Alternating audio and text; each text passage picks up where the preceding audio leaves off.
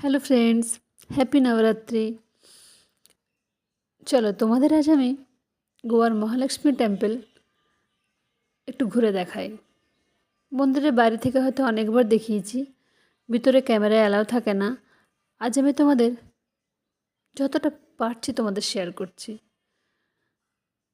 বাড়ির পাশেই আমাদের মহালক্ষ্মী টেম্পল, আর সেখানে গেছি আজ আমরা। সুন্দর করে সাজানো হয়েছে, পুরো সোনার দেবী মা লক্ষ্মী। কি সুন্দর লাগছে না সাজানো।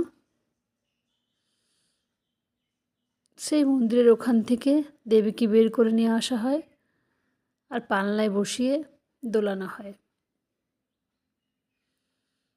আবার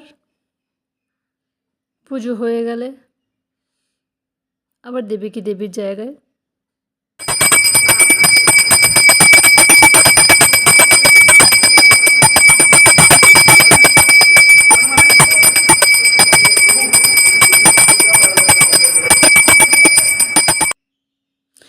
এটা 9 দিন হয়।